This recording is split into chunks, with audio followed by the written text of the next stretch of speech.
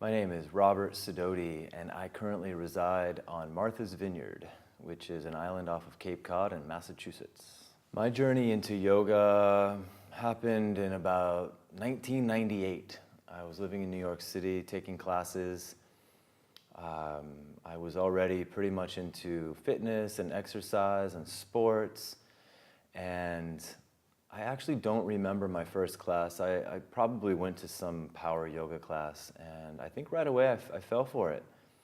It was something different, and I appreciated the strength, the exercise. I wasn't really that interested or pulled into the quote-unquote sort of spiritual side of it. I think I just had an awesome workout, and I loved it. Broga created Broga because I felt, there was a need. I felt there was a need, and it wasn't necessarily a global thing I was seeing. It was more like an immediate need around me through family, through friends, seeing illness, seeing injuries in bodies, just, guys who weren't necessarily taking care of themselves in a way that I felt yoga could really help. And then I realized through seeing that, and I'd been practicing for a long time and feeling the benefits, like, wow, I feel so strong.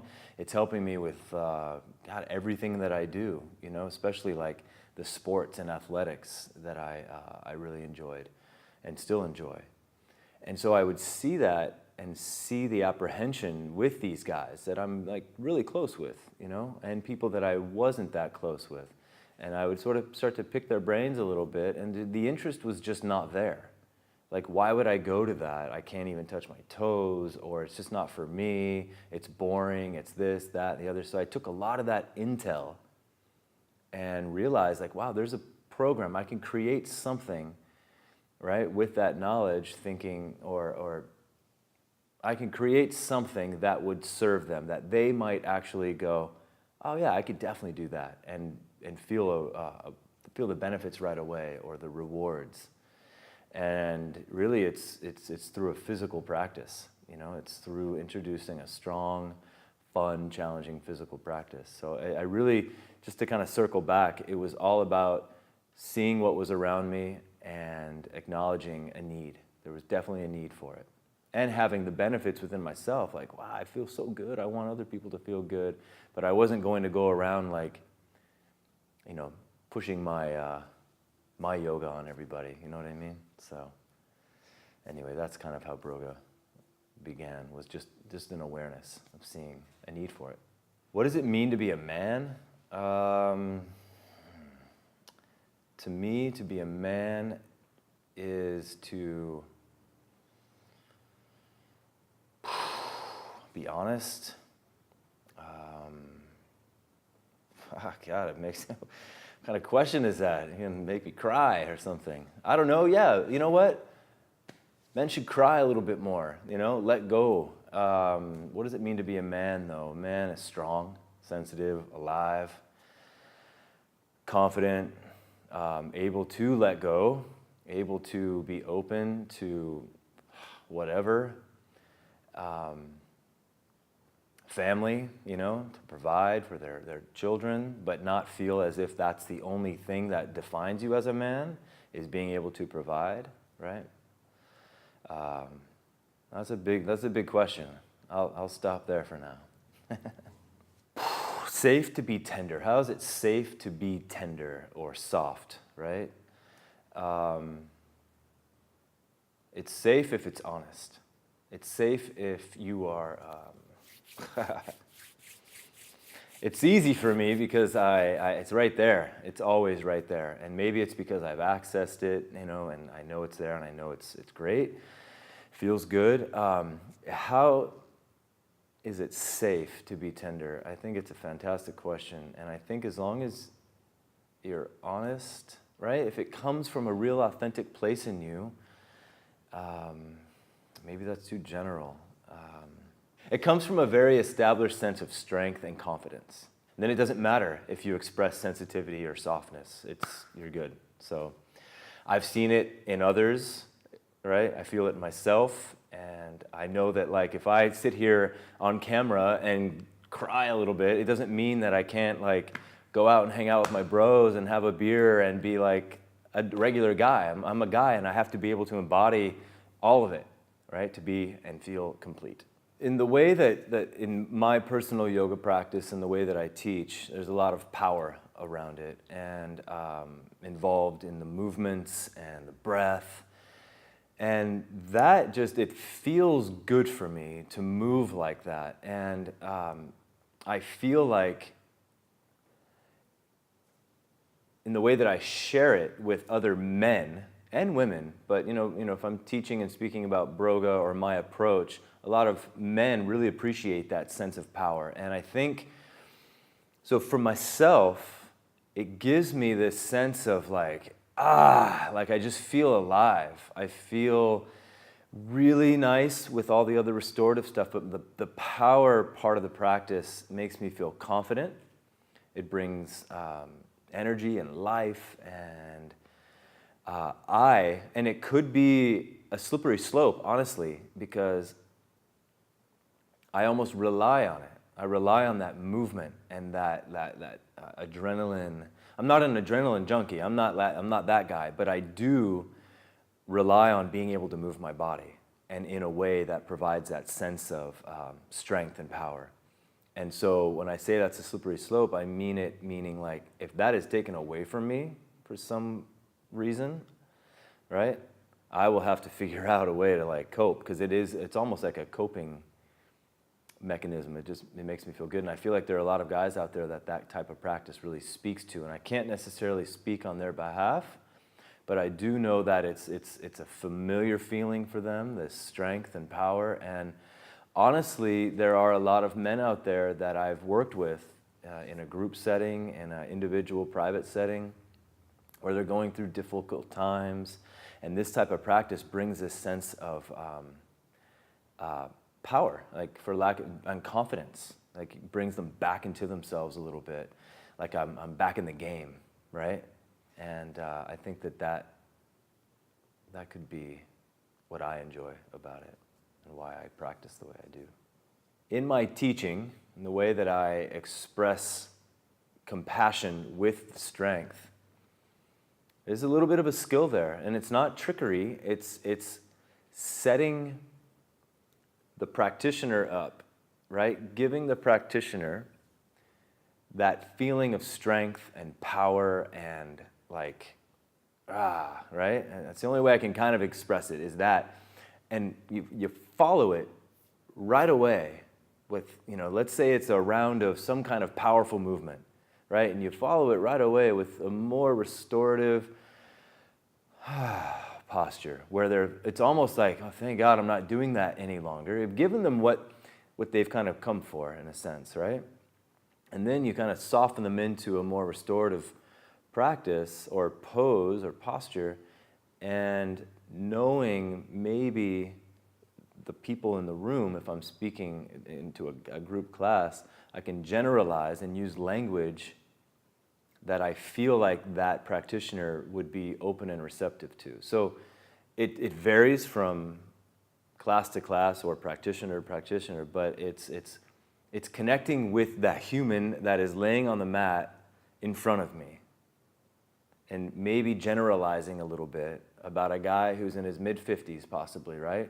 Works really hard, has a lot of stress. The language I'm going to use around that is maybe about family, maybe about stress, maybe about something like that. Things that would right away be like, I understand that, I get that, oh my God, that's me, So I think it's if I'm answering the question correctly, that's kind of my way.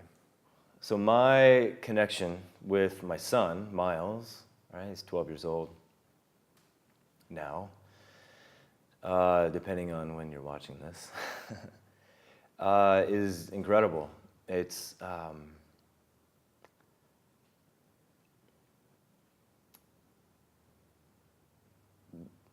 one of the, one of the, the, th- one of the things that drives me, let's say, right? I've always been a physical person. I've always been a lot of different sports. I mean, you name it, I've played it, and I've pretty good at most of them. For whatever reason, maybe I've had too much time on my hands and I play a lot of sports. Anyway, that's sort of not that important, but it's important to me to be able to move my body. And now that I've got this amazing boy, the connection physically is really important. So on my side of things, I want to maintain this sense of physical ability to be able to hold him, press him, grab him. The physical connection I find with my relationship with my son is, I feel it, I sense it, I can see it in him, he craves it. It feels right, it feels very necessary, but also not even just the wrestling. The wrestling feels amazing. It's just so fun to be able to be healthy. And if he says, Dad, let's wrestle, right? I'm not sort of hobbling over to him saying, I got the back thing, it's like I'm healthy enough. And it's because I dedicate a lot of time to it. I dedicate time to be able, to my practice of yoga or whatever it is, so that I can have that physical connection with him, because there's something to it. I can't necessarily really articulate it, but there's power and it's sweet. To be able to pick him up over my head, to be able to have him on my back in a plank pose, to play sports with him, throw the football, tackle him, have him tackle me. All of it, the physical connection I find with my son and the relationship I have with him is everything. It really, I can leave everything else behind and that. But I will say that I don't project that onto him like he is my everything. I want him to be able to know that his dad is also an individual and a separate person who will be fine without him, because I don't want to put that burden on him. That could be another topic we're getting into right now, but it's pretty huge. I think it's worth talking about. Masculine role models for young men. I try to be a positive role model. I try to allow him space to cry, to the whole concept of be a man, like get up, come on, brush it off, be a man. It really doesn't work for me. I want him to be able to feel confident, to be able to have that sensitive, emotional side, and not feel as if he cries or gets upset that he'll be looked at as weak or as a girl or whatever the language is. So as far as like a positive role model, I try to as his father, but I know that I'm not everything. He has a lot of other people in his life, other males that he may look to, and he loves sports. So I would imagine he has a few people that he's mentioned to me that he admires, and it's really sweet what he's expressed to me. I think he's a very kind of on the down low. He doesn't like to shine. He's very, very good at sports. But one thing that he doesn't like at all is athletes that are show-offy or big or make too much money. He likes the guy who works hard. So I think the positive role model for him is like the guy who works hard, who isn't flashy, who doesn't show off. And I don't know if that necessarily answers your question, but a positive role model is it's a sensitive, open, strong, driven, spontaneous, alive guy, someone who's not afraid to be all those things. So as far as teachers, role models, people who have inspired me personally and my yoga practice, it's pretty broad. It spans pretty huge. As far as the yoga world, the wonderful Kira Ryder, definitely. I think that I'm able to take a lot of her sweetness, and I think I definitely learned a few things when I trained with her, so she's pretty special. Definitely someone who I carry along with me. Thank you.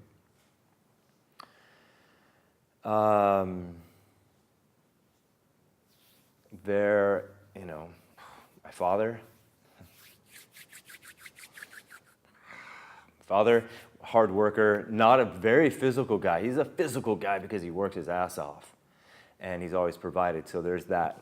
That's definitely a role model for me, for sure. Yoga world as well, you have people like, who have I practiced with a lot? The other side, the softer, more sensitive, gentle side is also Saul David Ray. I enjoy what he does and what he offers. It's not part of my teaching necessarily, but I'm able to really drop into that type of teaching and take a lot from it. My beautiful ex-wife, Sherry Sidoti, for sure. So much. She's a wonderful yoga instructor and human and woman and mother of my child. She is amazing, and she's imparted a lot of her own knowledge and her own insight for me. She's been very generous, so thank you. So athletes, athletes who have gone above and beyond their old school fitness, who have applied yoga to their careers. My numerous friends, that I have who live a certain way, who embody a certain live life now, do it because you can, just go big. I come from a surfing background as well, and a lot of guys that I grew up with, I don't necessarily, anyway, I'm losing track now. I have a lot, it spans really wide, the people who have affected me. My son, huge teacher for me, huge. And I'm probably leaving people out. It's like the Oscars, A lot. I watch a lot. I pay close attention to a lot of people, and I listen. I try to ask questions, and I try to be a constant learner and beginner. And I think that helps me. So, yeah. Yogis on the path. Advice for you would be to not get caught up in what you think it may or should. Take that word should out, right? What the pose should look like, what bliss looks like, what yoga, what you've seen in the magazines, or what you think it should be, and really work on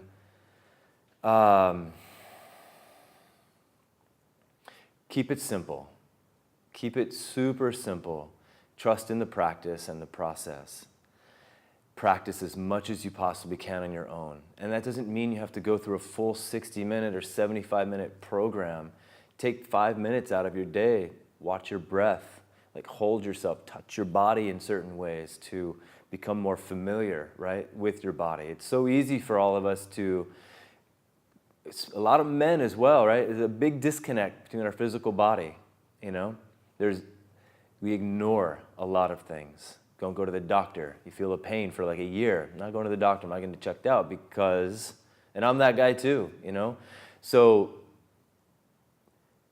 become more sort of intimate with yourself, if that makes sense. I use that word cautiously, especially with men, but I believe that it's important. It's important to get to know this amazing machine you've been given and practice, and don't get caught up. It's nice to get into the big fun poses. It for sure got me excited, doing handstands and all these. But honestly, I also got hurt. I got hurt a few times. I have a knee thing back in the day and this. And it's just, for me, it's keep it simple. Be honest with yourself.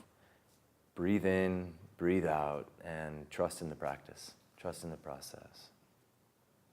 Thank you, all of you, very much for having me.